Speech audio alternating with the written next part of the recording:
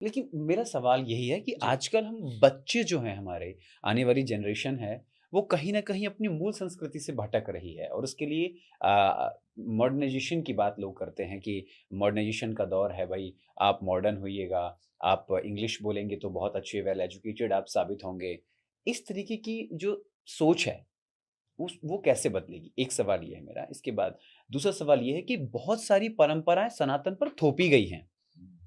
बच्चे क्या देखते हैं कि माता घूंघट कर रही है। शाम के वक़्त मतलब हम उतने वुमेन के साथ फ्रेंडली नहीं हैं, हम उनके साथ उतने प्रेम से नहीं हैं। ये बुर्के का एक समुदाय में बुर्का पहना जाता है। ये कहा जाता है कि विदेश में धूल बहुत उड़ती थी, जहाँ ये बहुत फला-फूला पनपा ये समुदाय, वहाँ बहुत ज़्यादा धूल उड़ती थी, इसलिए बुर्का पहनना शुरू किया।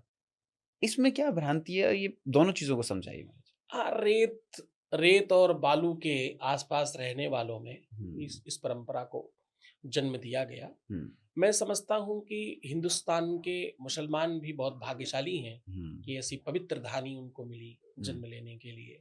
ऐसी पवित्र धानी पर उनका जन्म हुआ। हुँ। अब मैं आपको मूल बात पर आता हूँ कि आपकी जो शिक्षा पर शिक्षा वाले। ये बहुत महत्वपूर्ण है। आप जो कह रहे हैं ये बहुत बहुत बहुत मायने रखता है। मैंने देखा लोगों को। आपको पता है मेरा बेटा कहाँ पढ़ता है? वो बड़े वाले स्कूल में। हुँ, उसकी बिल्डिंग बहुत बड़ी है। इंग्लिश मीडियम में पढ़ता है, हुँ, छोटे में नहीं पढ़ाते। हुँ, और आईपी स्कूल में पढ़ रहा है। हुँ, अब आईवी और आईपी स्कूल्स जो हैं, ये तो साक्षात भगवान के घर से आए होंगे। हुँ, 2 लाख रुपए, 2.5 लाख रुपए अगर फीस जा रही है, तो आपका बच्चा बहुत अच्छी जगह पढ़ रहा है। हुँ। बड़ी बिल्डिंग में 5 स्टार फैसिलिटीज़ मिल अरेंजमेंट रही हैं। फैसिलिटीज़ के साथ-साथ अगर वहाँ का इंफ्रा है, तो बच्चा आपका बहुत अच्छी जगह पढ़ रहा है। हुँ, तो हिंदुस्तानियों इस बात का जवाब दो, ये विद्या इंफ्रा से कब से रिलेट होने लगी रिलेट है। होने लगी। भारतवर्ष में हुँ, सबसे बड़ा देश का धनाढ्य व्यक्ति जिसका नाम राजा दशरथ है, उसने अपने चारों के चारों बच्चों को गुरुकुल में गुरुकुल में भेजता है गुरुकुल। कि वहां जाकर के पढ़ कर के आओ। एक व्यक्ति गुरुकुल में पढ़ कर के आता है, उसका नाम है राम। और एक वो व्यक्ति है जिसके घर स्वयं ब्रह्मा पढ़ाने आते हैं, सारे वेद और पुराण लेकर के, उसका नाम है रावण। दोनों का आप देख लीजिए अंत क्या हुआ। आप दोनों की क्या व्याख्याति, बात है! दोनों की उन्नति, दोनों का की श्रेष्ठता देख लीजिए।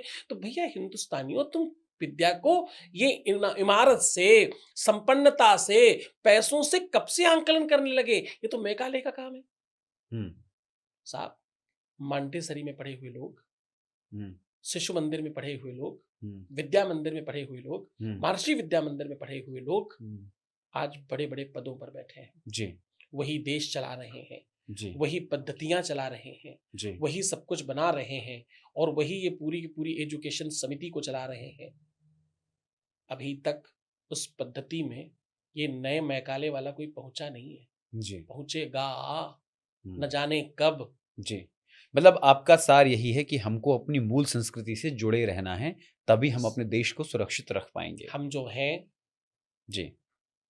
अभी हम एक वीडियो वायरल हुआ था, जी, जिसमें ये कहा जा रहा था कि हमारे रहबर थे ख़ामेनेई, ख़ामेनेई अगर नहीं रहे, तो हम मोदी मर जाए हमें कोई फ़र्क नहीं पड़ेगा। एक बच्चे ने कहा था, मोदी मर जाए तो हमें फ़र्क नहीं पड़ेगा लेकिन हमारे रहबर नहीं रहे हैं, हम ईद नहीं मनाएँगे। उस बच्चे की जो भाषा थी, उस भाषा में जो अंदर निरंकुशता थी, उस भाषा के अंदर जो अंदर द्रोह की भावना थी, भारत में रहकर देश के प्रधानमंत्री के लिए इस तरीके का एक 8 साल का बच्चा बोल रहा है, इसके लिए आप क्या कहेंगे महाराज जी? नज़रिया है। मैं सैल्यूट करता हूँ। अपने धर्म को, अपने धर्म के प्रचारक को, अपने धर्म के शीर्षस्थ पद पर बैठे हुए व्यक्ति को अगर आप इस नज़र से देखते हो कि दुनिया का सब आपको सुनने लगे, हुँ, आप अपराध भी करने को तैयार हो जाते हो, हुँ, तो मुझे लगता है धर्म आपके लिए ज़्यादा बड़ा होता है। हुँ।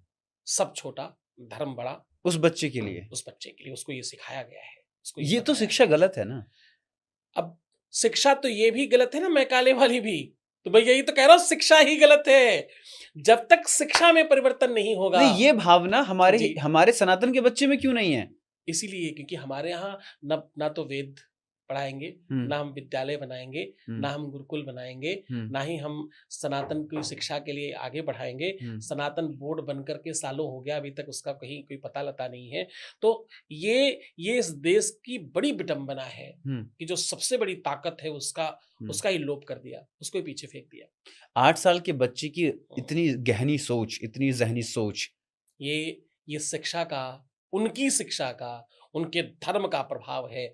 मैं एक बात आपको और क्या कहता हूँ, ऐसे बच्चों को एक बार ये सिर्फ़ बच्चा चश्मा समझ के छोड़ा जा सकता एक है? बार इस चश्मे को अगर आप उतार दें हुँ, कि वो हिंदू है या मुस्लिम है, हुँ, सिर्फ इस बात को देखें कि कोई अपने धर्म के लिए कितना कट्टर है, हुँ, और उसका प्रभाव देखिए कि आज विश्व में सेकंड लार्जेस्ट अगर कोई कम्युनिटी है तो उसका नाम इस्लाम है। हुँ। ये इसी नेतृत्व की, इसी इसी बुद्धि की, इसी दिमाग की उपज है। लेकिन जब कोई सनातनी ऐसे खड़ा होता है, जी। तो उसकी हत्या कर दी जाती है, उसे मार दिया जाता है। हाँ, ये डर, मैं आपको सच कहूँ तो ये डर मुझे भी कभी-कभी लगता है कि हम लोग जब इतनी बेबाकी से बात करते हैं, हुँ, तो हम अपनी सुरक्षा कैसे करें? बिल्कुल। अपनी रक्षा कैसे करें? क्योंकि हमारे तो हिंदुओं में वो एक सब्जी काटने वाली चाकू मिलनी भी मुश्किल है, हुँ, और उनके पास तो तमाम हथियार हैं। जी।